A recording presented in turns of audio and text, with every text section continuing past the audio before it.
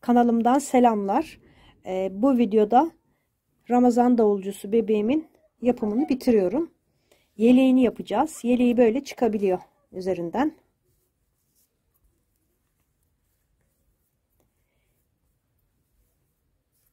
Bakın burada da bu detayı işledim. Bir de davulunu yapacağız. Bu da tokmağımız.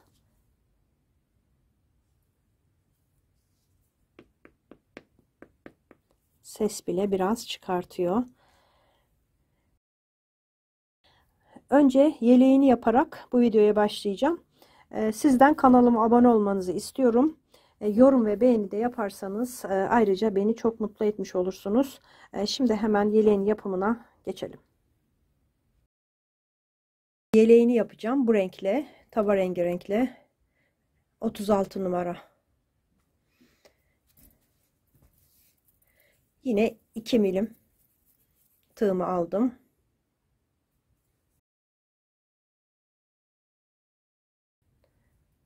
Zincir çekeceğim.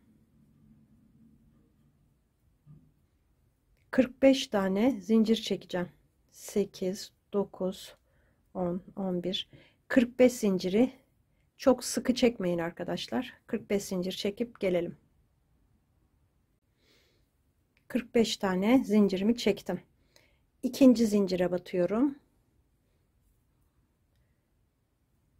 Buradan başlayıp 44 tane sık iğne yapacağım. Her bir zincirin üstüne batıyorum.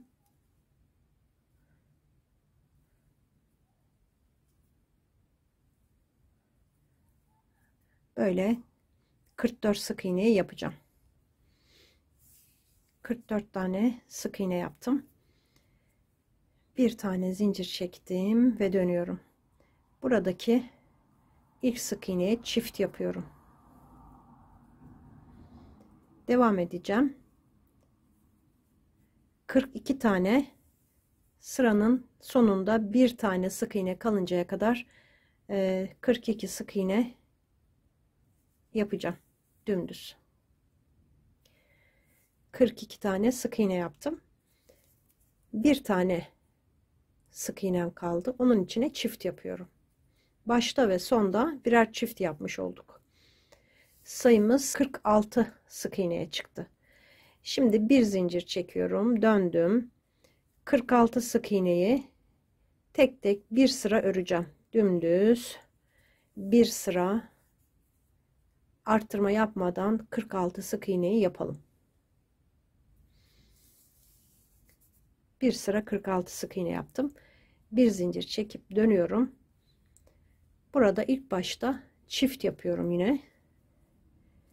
Devam edeceğim. 44 tane sık iğne yine dümdüz diğer başa kadar, yani sıranın sonuna kadar bir sık iğne kalıncaya kadar öreceğim. 44 tane ördüm. Son sık iğnenin içine yine çift yapıyorum. Sayım 48 sık iğneye çıktı. Şimdi 48 sık iğneyi 5 sıra öreceğim. 5 sıra dümdüz 48 sık iğne yapalım. Hiçbir işlem yapmadan. 5 sıra 48 sık iğne yaptım. Şimdi bir zincir çektim, dönüyorum. Burada eksiltme yapacağım. Battım, çektim, battım, çektim. Üçünü birlikte topladım, eksilttim. Devam ediyorum. 1 2 3 4 5 6 7 8 9 tane ördüm. Ön parçayı örüyoruz. Bir tane zincir çektim, döndüm. Şimdi burada eksiltme yapacağım. Battım, çektim, battım, çektim ve topladım. Yine örüyorum tek tek. 3 4 5 6 7 8 bir zincir çekip örgümü döndürdüm. Eksiltme ile başlıyorum yine. ikisini birlikte alıp topluyorum. 1 2 3 4 5 tane ördüm. Yine sonda da eksiltme yapacağım. Sayım 7 sık iğneye düştü. Buradan itibaren 1 diye numaralandırdım. Ön parçada 1 2 3. sırayı yaptım. 4. sıradayım. 5 tane 1 2 3 4 5 tane ördüm. Yine eksiltme yapıyorum. Sayım 6'ya düştü. Bir zincir çekip döndüm. Eksiltme yaparak sırama başlıyorum. 5. sıradayım. 1 2 3 4 tane sık iğnemi yaptım. Zincir çekip döndüm. Şimdi 3 tane öreceğim. Tek tek 2 3 tane ördüm. Eksiltme yapıyorum. Sayım 4'e düştü. Şimdi bir zincir çekip döndüm. Sayım 4 sık iğneye düştü. 4 sık iğneyi 7 sıra öreceğim. Dümdüz öreceğim. Şu kısmı yapıyoruz arkadaşlar. Şöyle şurada arkaya kadar omuz kısmının dümdüz öreceğim. 7 sıra öreceğim arkadaşlar. Sonra bakacağım, eğer ilave etmem gerekirse tekrar edebilirim. 7 sıra öreceğim. Bir sıra ördüm. 4 sık iğne. 6 sıra daha 4 sık iğne olarak yapacağım. 7 sıra ördüm. Burada biraz uzun ip bırakacağım. Birleştirmek için.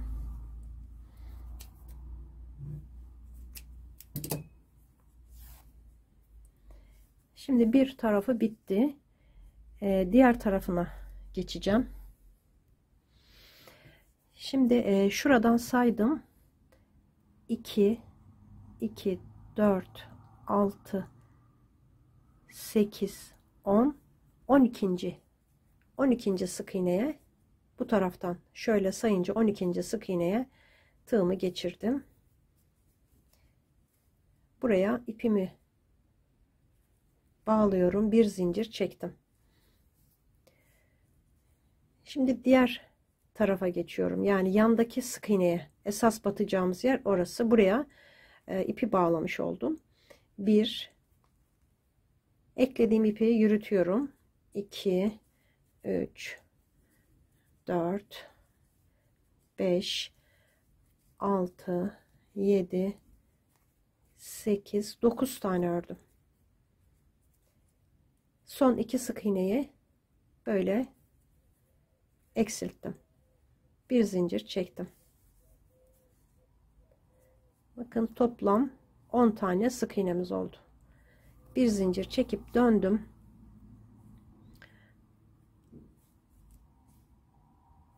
Buradan örüyorum. 1 2 3 4 5 6 7 8 tane ördüm.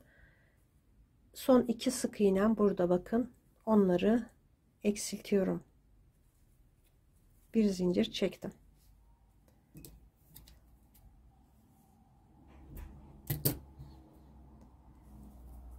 Örgümü döndürdüm. Eksiltme ile başlıyorum sırama. Sonra tek tek 5 tane örüyorum. Son 2 sık iğneyi de birlikte aldım ve eksilttim. Bir zincir çektim, döndüm. 4. sıradayım. 1 2 3 4. sıradayım. Eksiltme ile başlıyorum.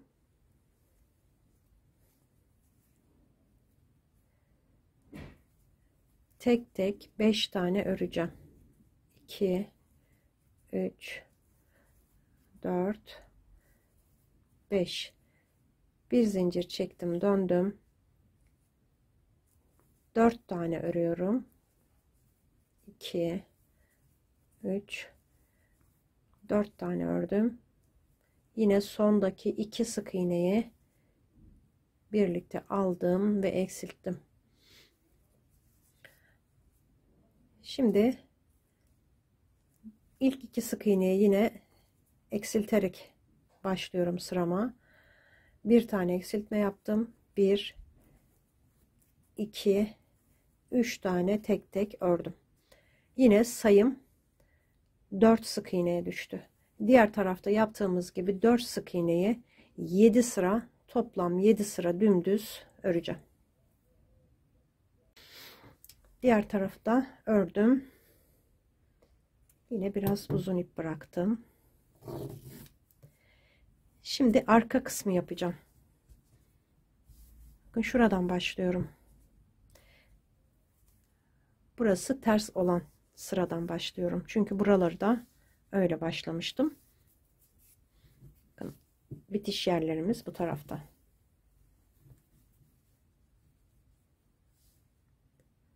Şimdi şuradan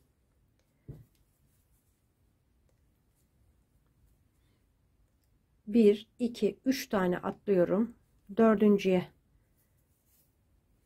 geçirdim tığımı.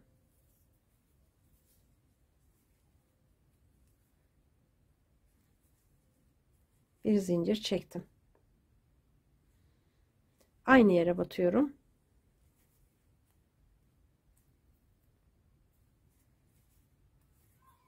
Sık iğnemi yaptım. Şimdi buradan örüyorum tek tek. Diğer tarafta 3 tane sık iğne kalıncaya kadar tek tek öreceğim.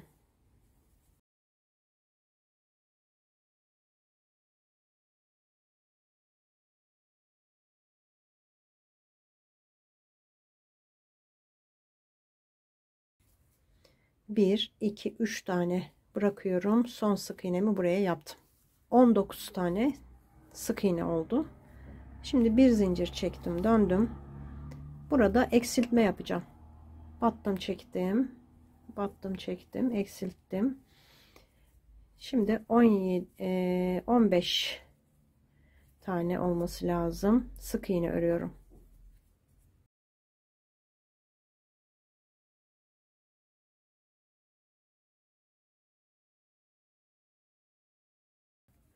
On dört, 15 tane ördüm. 2 sık iğnemi yine eksiltiyorum, birlikte alıp bir zincir çektim.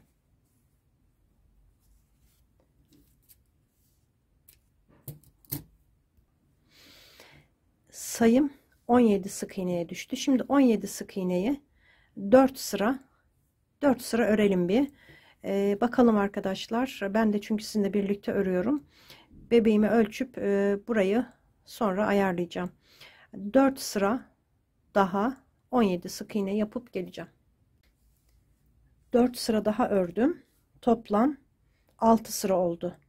Bir sıra daha öreceğim. Biraz kısa oldu arkadaşlar arkası. Bir sıra daha böyle dönüyorum. Yine 17 sık iğneyi bir sıra daha örüyorum.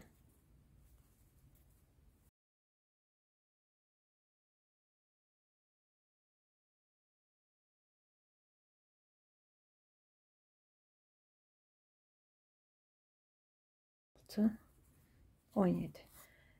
Şimdi ön kısımla arka kısımları bağlayacağız. Burada ip bırakmıştık. Fakat arkadaşlar ben o ipleri keseceğim. Şimdi arkayı örerken birleştireceğim. Yani bunları dikmeyeceğim. O yüzden uzun bıraktığım ipleri kesiyorum. Burada bir zincir çekiyorum. İpimi şöyle kısaltıyorum arkadaşlar. Şimdi şu şekilde bakın olacak. Bunlar arkaya dönecek. Şimdi şöyle bakın şurası ön yüzü olacak. Böyle tutun. Yani şurada başlangıçta ters olan sırayı böyle tutun. Bu şekilde çevirelim arkadaşlar. Şimdi şu ön parçayla arka parçayı yan yana getiriyorum. Burada bir zincir çekip şöyle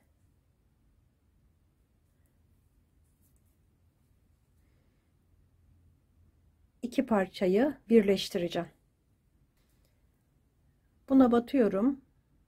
Karşısındaki omuza batıyorum. Birlikte sık iğne yapıyorum. 1 2 3 4 sık iğne ile birleştirdim. Şimdi bu arka kısımdan devam ediyorum. Bu ipi de yürütelim. 1 2 3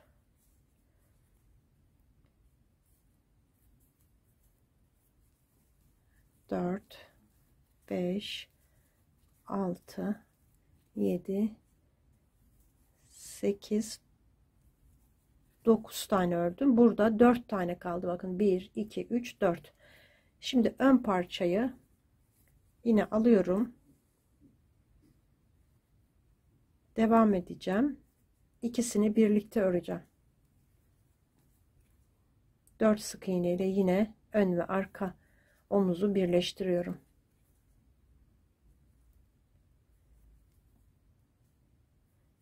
Şöyle şunu da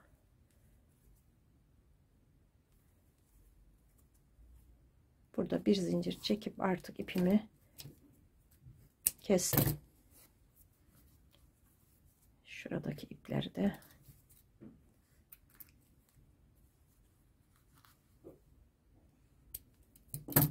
şimdi burası yeleğin arka yüzü, ters yüzü. Şöyle çevireceğim. Ön yüzü burası olacak. Şu omuzlarını şöyle bastıralım.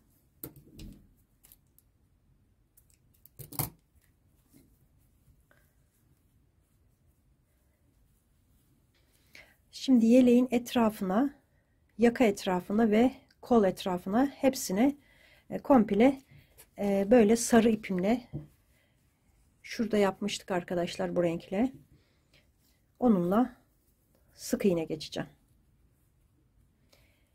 Ön yüzü burası olduğu için şuradan başlıyorum ya da arka ortadan bir yerden başlayın. Daha birleşme yeri arkada kalsın. Sarı ipimi alıyorum. Bakın şurası ön yüzü. Buradan yan tarafa geçiyorum. Her bir zincirin, burada zincir var arkadaşlar. Her bir zincirin üstüne batıyorum. Sık iğne yapacağım.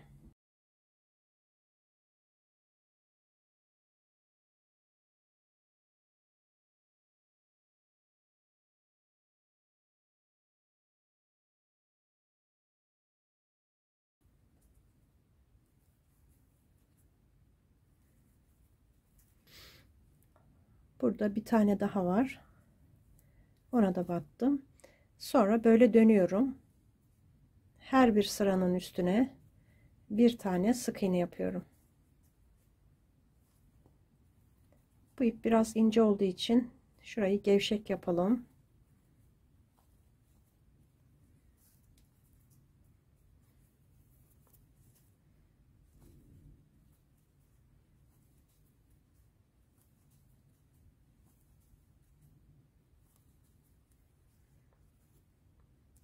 Her sıranın üstüne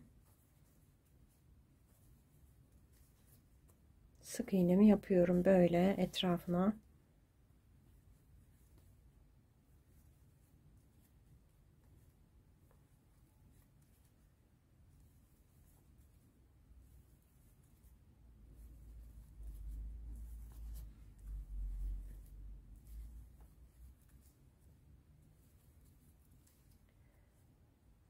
Buradan buna batıyorum.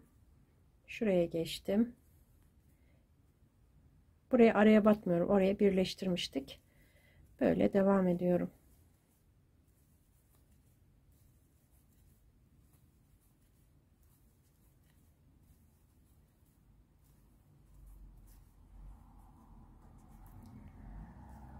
Şuraya geçtim.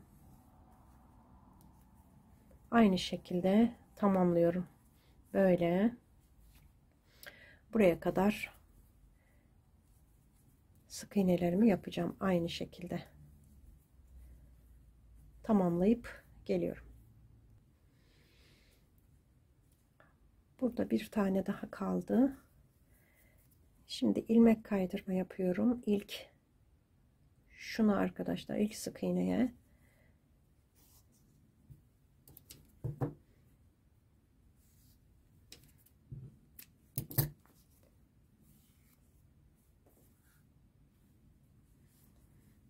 şimdi şuna iğne takalım. İğnemi taktım. Şurada bakın ilmek kaydırma yaptım.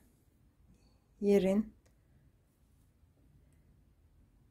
ortasından arkaya geçiyorum. Bakın bu da ilmek kaydırma yapmıştık. Aynı sık iğnenin burasından batıyorum. Arkaya geçirdim.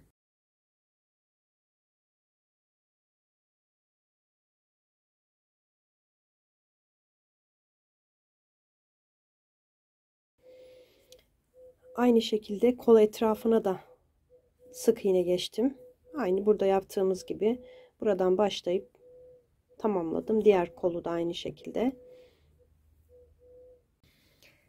Yeleğimin kenarlarını tamamladım. Böyle ön kısmını arkadaşlar şöyle minicik bir işleme yaptım. İsterseniz yapmaya da bilirsiniz ama onu da size göstermek istiyorum. Önce bu alttakini yapalım. Bakın bir ikinci sıranın köşesine şuraya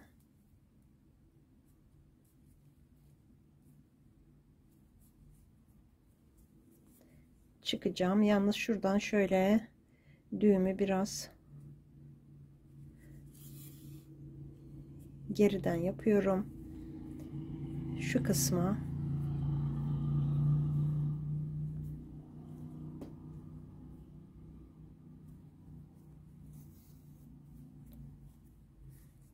şimdi ikisinin aynı olmasına dikkat edeceğim.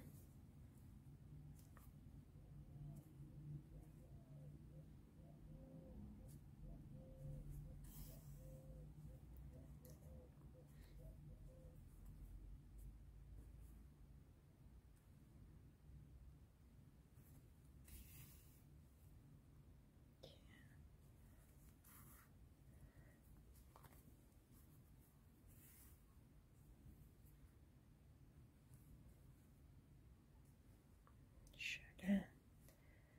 Şimdi buradan şu kısma çıkıyorum. Bakın böyle. Diğerini de oraya yapacağım. Şunun ucuna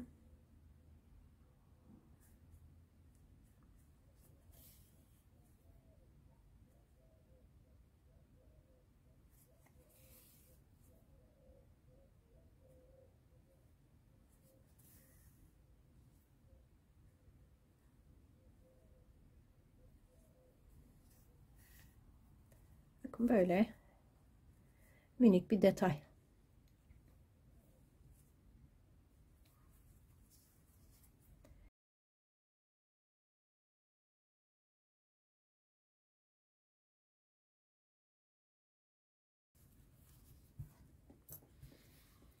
Böylece yeleğimiz bitti.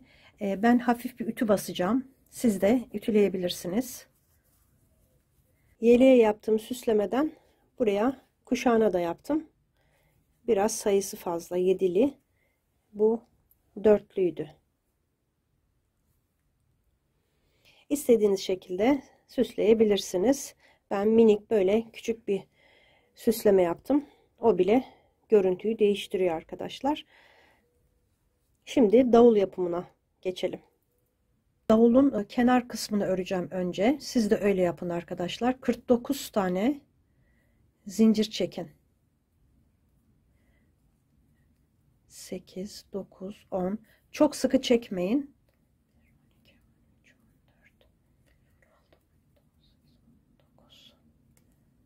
20. 49 tane zincir çekip geleceğim ben. 49 zincirimi çektim. Şimdi 48 tane tek tek sık iğne yapacağım. Zincirin sonuna kadar 48 sık iğne tamamlayacağım. 48 tane sık iğne yaptım. Şimdi bu 48 sık iğneyi 4 sıra daha öreceğim. Bir sıra ördüm. Aynı şekilde bir zincir çekip dönerek 4 sıra daha dümdüz öreceğim, genişleteceğim. 4 sıra daha ördüm. 48 sık iğneyi toplam 5 sıra oldu. Şimdi şu kısım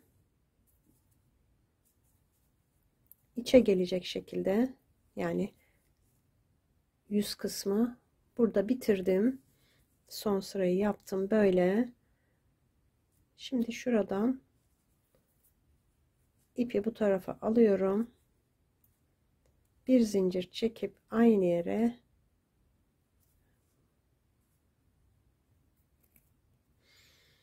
battım. Sık iğne yapıyorum. Burada 5 sıra var. Her bir sıraya batıyorum. 3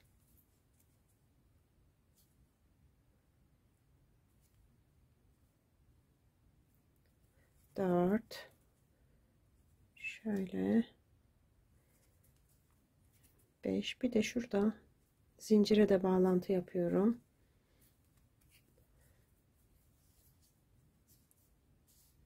Bu şekilde bağladık. İpimi kestim.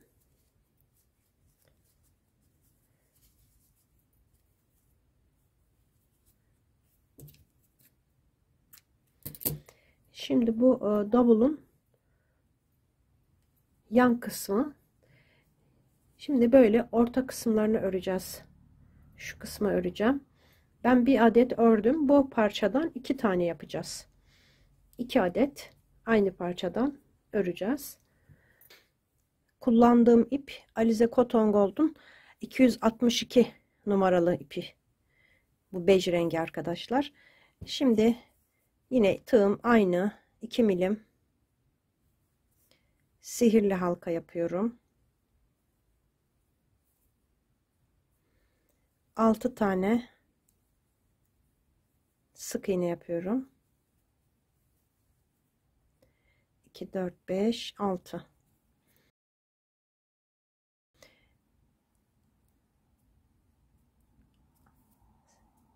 Sıkıştırdım sihirli halkayı. Şimdi ilk sık iğnenin içine batıp ilmek kaydırmayla birleştireceğim. Bir tane zincir çekiyorum. Aynı birleştirdiğim yere batıyorum. Kafada yaptığımız gibi ve şapkanın tepesinde yaptığımız gibi arttırmaları o şekilde yapacağız.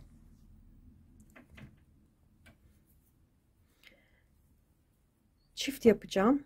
6 tane bu sırada. Üçüncü, dördüncü çift. Son sık iğnem burada. Ona da çift yapıyorum. 6 tane çift yaptım. İlmek kaydırma yapıyorum. İlk sık iğnenin içine bir zincir çektim. Aynı yere batıyorum. Bir, yanındakine çift. Bir tek, bir çift. Bir tek, bir çift. Bir tek, bir çift. 6 kere bunu yapacağım. Bir tek, bir çifti. Bir tek, bir çift. Bir tek, bir çift. Son kez bir tek bir çift. Yine ilmek kaydırma yapıyorum. Sıkı yapıyorum ilmek kaydırmaları. Zinciri normal çekiyorum. Şimdi bu sırada bir tane örüyorum. Çift yapıyorum. Bir tek bir çift. Devamında iki tek bir çift yapacağım. İki tek bir çift. 5 defa bunu yapıyorum. Bir, iki tek bir çift. Bir, iki tek bir çift. İki tek bir çift.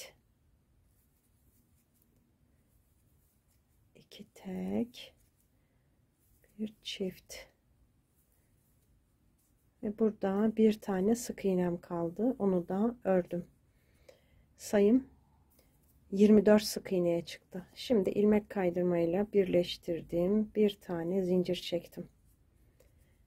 Aynı yere batıyorum. Bu kez 3 tane örüyorum. Çift yapıyorum. 3 tek bir çift. Bunu 6 kere yapacağım. 3 tek bir çifti 6 kere yapıp geleceğim. 6 kere 3 tek bir çift yaptım. Yine sıkı bir şekilde ilmek kaydırma yapıyorum.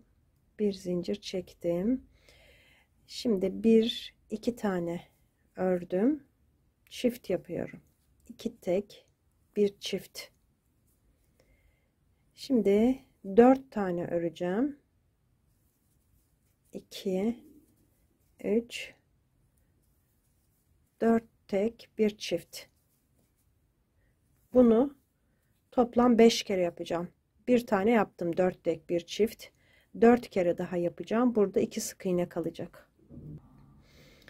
4 defa daha yaptım. Toplam 5 kere 4 tek bir çift. Başta da 2 sık iğne çift yapmıştım. Şimdi burada 2 tane sık iğnem kaldı. Onları da ördüm. Birleştirdim. Sayım 36 sık iğne çıktı. Şimdi burada 1 2 3 4 5 tane örüyorum. Çift yapıyorum. 5 tek bir çifti normal artık bu sıra, bir sıra normal arttırma yapıyoruz. Bir sırada kaydırarak arttırma yapıyoruz. Şimdi bu sırada 5 tek bir çifti toplam 6 kere yapıp geleceğim. Tamamladım. 6 defa 5 tek bir çift yaptım. Şimdi yine bağlantı yaptım. Burada 1 2 3 tek bir çift yapıyorum. Devamında 5 defa 6 tek bir çift yapacağım. 4 5 6 tek bir çift. Bunu 4 kere daha yapacağım. Toplam 5 kere. Burada 3 tane sık iğne kalıncaya kadar. 6 tek bir çift 5 defa yaptım. Burada 3 tane kaldı. Onları da örüp bağlantı yapıyorum. Burada ipimi 1 metre kadar arkadaşlar uzun, 1 metre olmasa da 60-70 santim kadar uzun bırakın.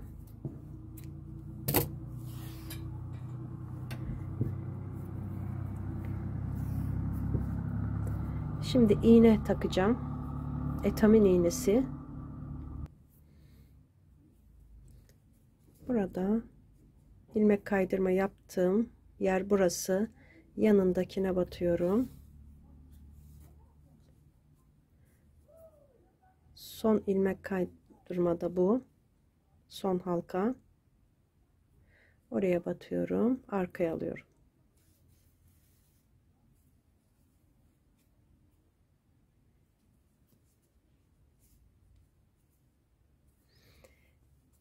Şimdi parçalarımız hazır. Bunların içine davulun içine dik durması için karton kestim arkadaşlar. Aslında plastik olsaydı, plastik parça olsaydı daha iyi olurdu ama karton da olabilir.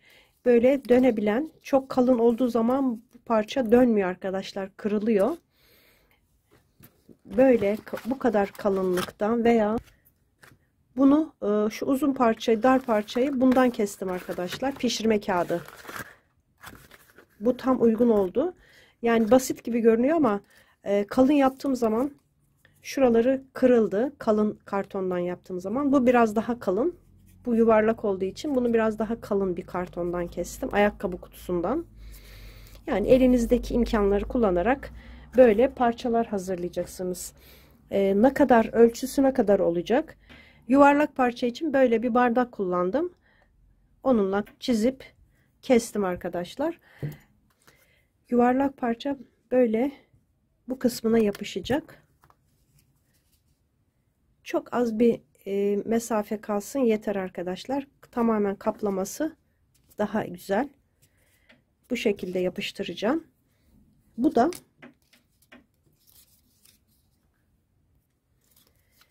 cetvelle ölçtüğüm zaman 2 santimden 1,5'tan biraz fazla, 2'den az. Şöyle yapıyorum arkadaşlar.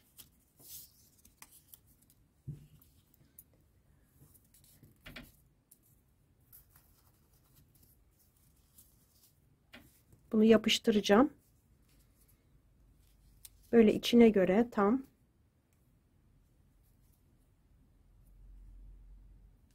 Siz de ördüğünüz parçayı buna ölçerek arkadaşlar siz de ördüğünüz parçayı ölçerek bunu kesebilirsiniz, bu parçayı.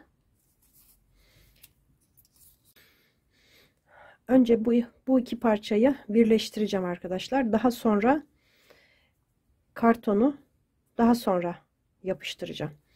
Şimdi iğne takmıştık. Şu başlangıç yerini tam aynı yere gelmese de biraz yakınından başlıyorum. İstediğiniz taraftan buradan da olabilir. Şöyle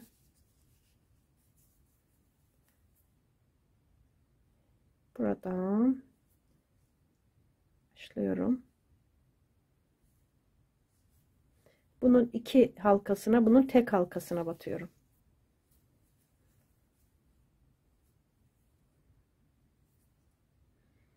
Şimdi sırayla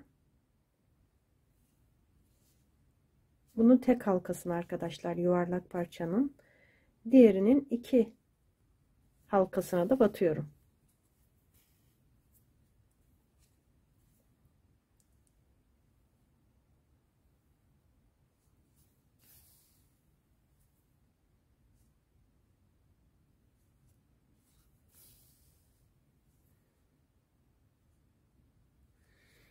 İkisinde de 48 sık iğne var. Bu parçada ikisinde de 48 sık iğne olduğu için her sık iğneyi karşılıklı birleştireceğiz.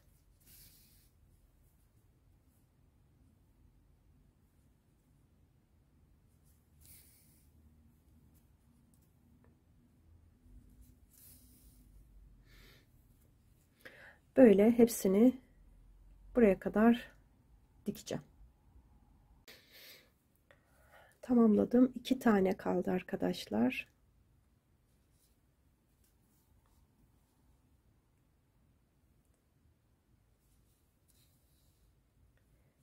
Şimdi buradan şöyle bir yere de batıp arkaya geçeceğim.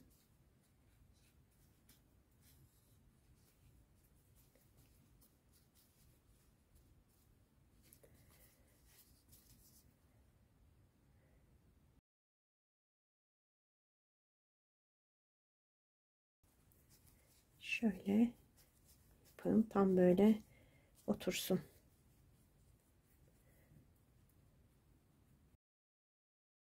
kartonları yerleştireceğim. Şu önce diptekini yerleştireceğim arkadaşlar. Şöyle. Bakın.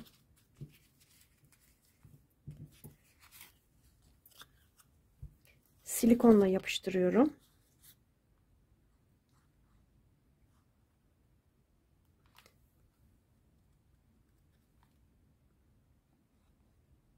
Kenarlarının yapışması önemli.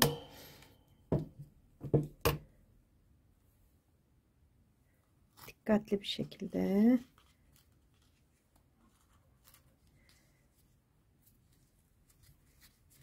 Başka bir yapıştırıcınız varsa arkadaşlar onunla da yapıştırabilirsiniz. İlla silikon olması şart değil. Bakın buraya bulaştı biraz. Bulaşınca çıkması biraz zor oluyor.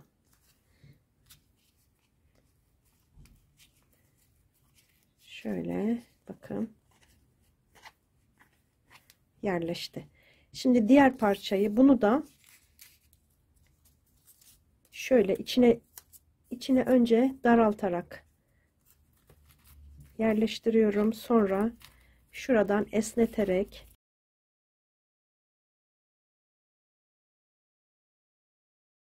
gergin olursa o kadar düzgün oluyor. Şurayı esnetip bakın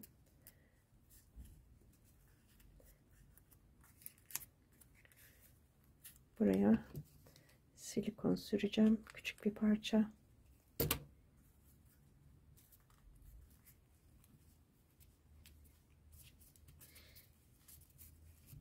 Sadece bu ek yerini yapıştırmak için silikon kullandım. Bu tarafa yapıştırmıyoruz. Bunu da düşmemesi için yapıştırmak gerekiyor. İçine düşmemesi için. Şimdi diğer parça da dikeceğim. Onun kartonunu önce yapıştıracağım. Önce silikonla bu parçayı ördüğüm parçanın üzerine yapıştıracağım.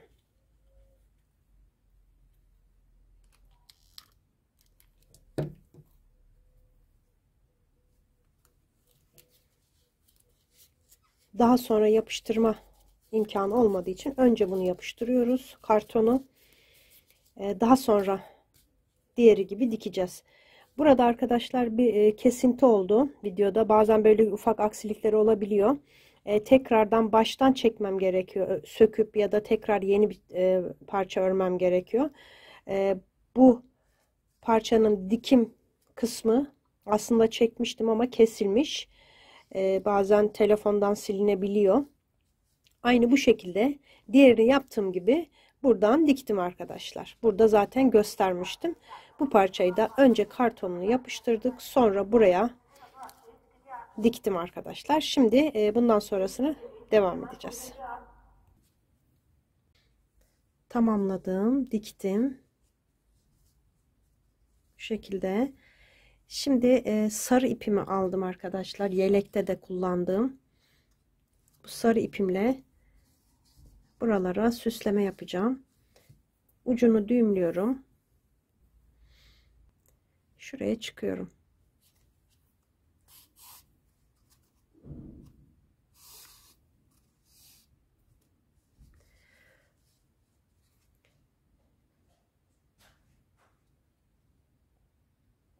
Buradaki krem rengi ipe geçiriyorum. Şimdi şöyle düz yaptıktan sonra bir tane atlayıp buradan geçirdim. Bu arada da 3 tane atlayacağım. Bakın bundan sonra 3 tane atlayacağım. Göz kararı da yapabilirsiniz.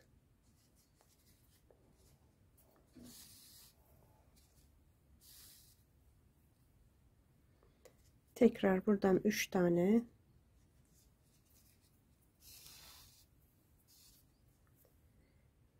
3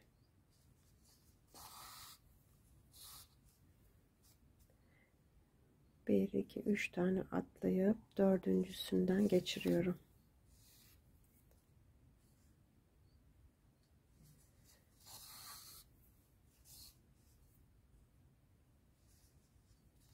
Böyle devam edeceğim.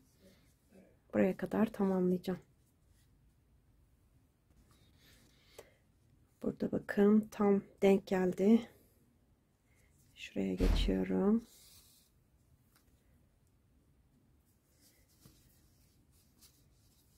Burada düğüm atacağım. Şöyle.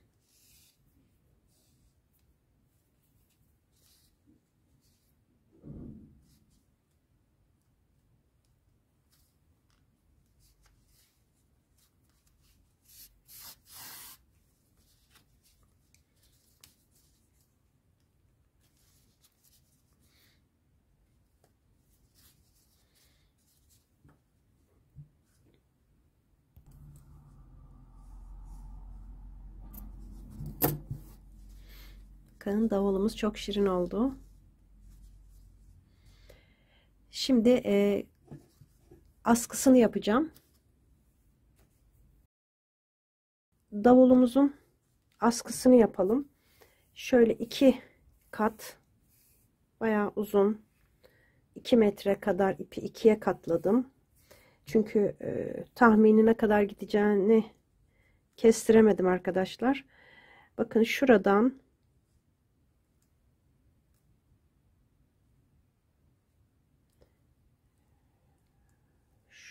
ipimi geçiriyorum.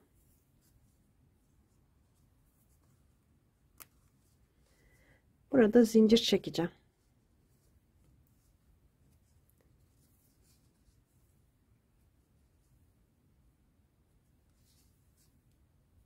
Böyle normal zincir.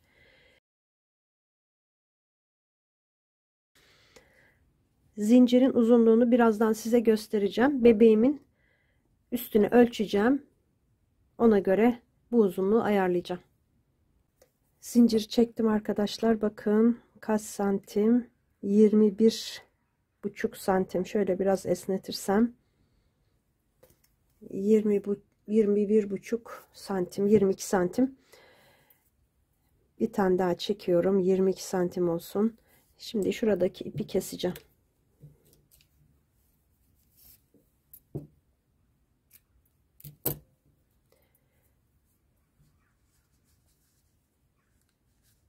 Şöyle ön yüzünü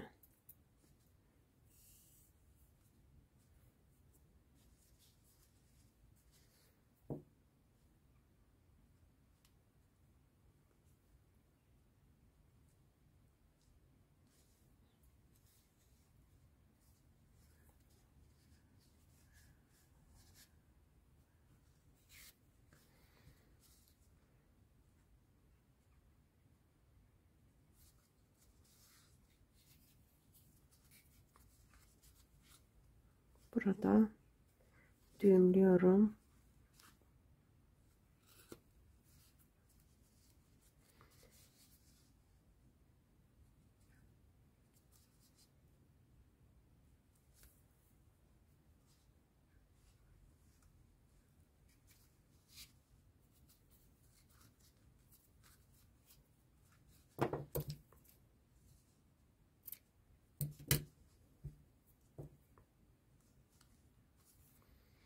Boynundan geçmesi lazım arkadaşlar, kafasından. Bakın kafasından geçiriyorum.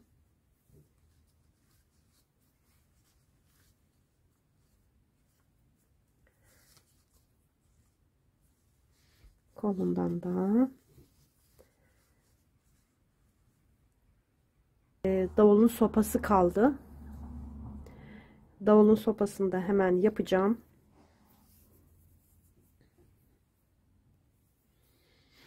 Şimdi sihirli halka içine 6 tane sık iğne yapıyorum. 6,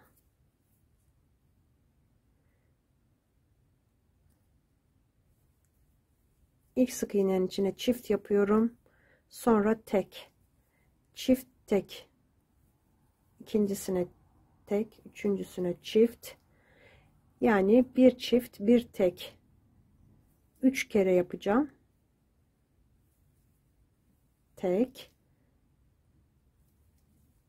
çift ve tek. 9'a çıktı sayım arkadaşlar. Bir sıra 9 sık iğne yapacağım.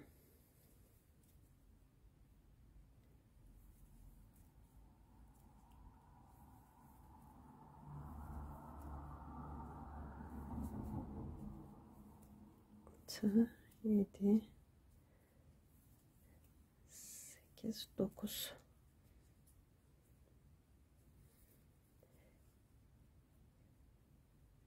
Şimdi bir tane örüyorum, eksiltiyorum. Bir kere daha yapacağım. Bir ör, bir eksilt,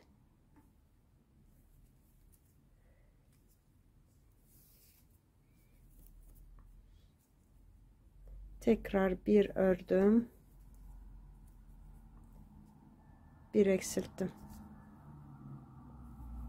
Sayım yine 6'ya düştü.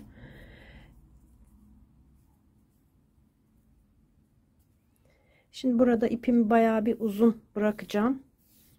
Saracağım çünkü telin üstüne.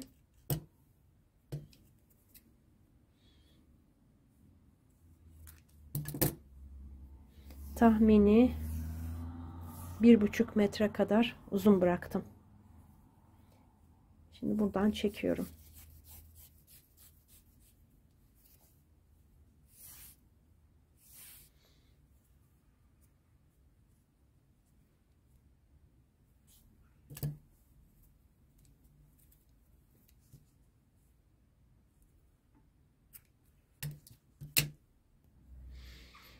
On santim kadar uzun böyle bir telim var.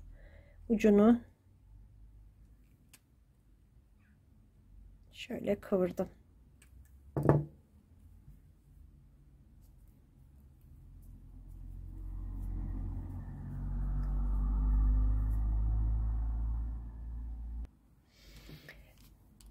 Şimdi şurayı sabitlemek istiyorum.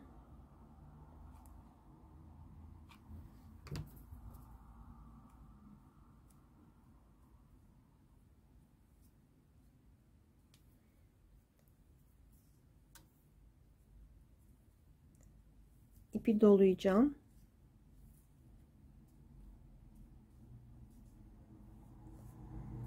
Bu şekilde.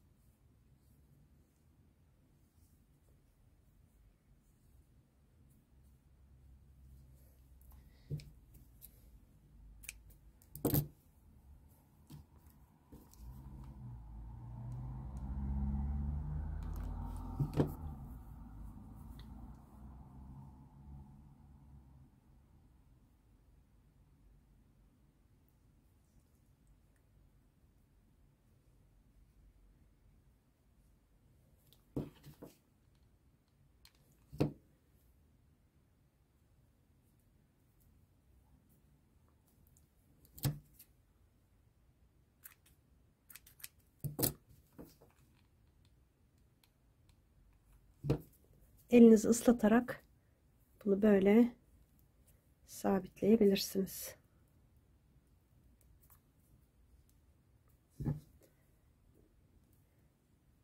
Şimdi bunu buradan biraz kıvıracağım. Bu da şöyle buraya böyle sıkıştırabilirsiniz. Böylece davulcumuz bitti. Bir modelin daha sonuna geldik. Tekrar görüşmek üzere. Hoşça kalın arkadaşlar.